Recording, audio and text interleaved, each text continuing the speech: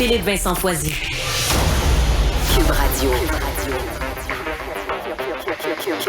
Cube Radio. En direct à Salut Bonjour. Oui. Merci. Salut. Philippe Vincent, salut. J'avais ajouté plein de trucs, mais là, je sais que Philippe Vincent nous attendait d'ailleurs. Oui. Non, il n'y a pas de stress, allez-y. C'est rare qu'on règle à l'amiable à peu près à la moitié de la facture initiale. Ça, c'est assez impressionnant aussi. Philippe Vincent, la grève est commencée, là, finalement.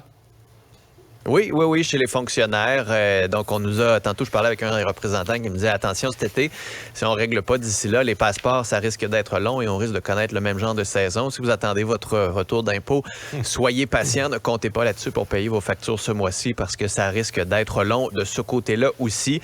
Ultimement, c'est qu'on n'arrive pas à s'entendre sur 2 points. Le télétravail, là-dessus, ça chope. Et sur les salaires aussi. Les fonctionnaires, dépendamment du corps de métier, là, demandent une hausse quand même importante pour certains. Là, les travailleurs de l'impôt, par exemple, demandent jusqu'à 20 % alors que le gouvernement met sur la table 9 % pour 3 ans.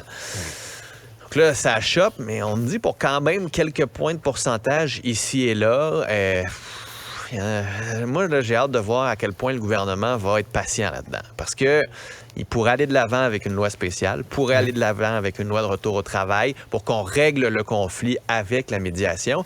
Comme la Commission de l'intégrité du travail fédéral a déjà dit, 9 % ce serait déjà correct. Ce serait une très bonne hausse de salaire. Alors, si on va en médiation, on risque d'avoir le même genre de résultat. Alors, j'ai hâte de voir à quel point on va aller de l'avant. C'est pas le NPD qui va appuyer cette loi-là, bien sûr. Le Bloc n'est pas sûr non plus, mais les conservateurs, eux, je pense qu'il pourrait être un allié naturel de Justin Trudeau pour une loi de retour au travail. Tu parles des conservateurs. La dernière fois qu'il y avait une grève de la fonction publique à Ottawa, sauf erreur, c'était sous Mulroney. En 91, ça avait duré 3 semaines et ça s'était réglé par une loi spéciale. Ben c'est ça. C'est ce genre d'affaires que là, surtout que ça fait 2 ans qu'ils négocient. Oui, si ça s'est pas réglé en 2 ans, je vois mal que ça se règle dans le prochain mois. Là. Bon, autre sujet, évidemment incontournable, le 3e lien. Et là, Philippe Vincent, tu me permettras de faire un petit rappel à la mémoire collective et preuve à l'appui. Pourtant, on abandonne la version jusque-là vantée par M. Legault. Pourtant, en pleine campagne électorale, c'était le contraire.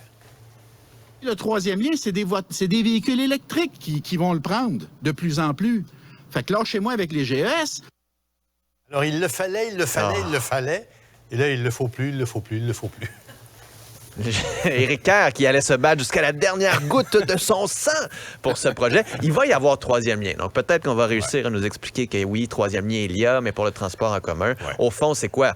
C'est la réalité qui a gagné. L'achalandage n'était pas au rendez-vous. Le financement fédéral ne serait pas au rendez-vous. Ouais. Alors que là, on pourrait avoir un 3e lien avec du financement fédéral. Ça va alléger la facture. On peut pas tout faire au Québec. Je pense qu'on commence à le comprendre du côté de la CAQ, mais j'ai hâte d'entendre, moi, M. Drainville et Kerr là-dessus aujourd'hui. Ce sera pas facile. Non.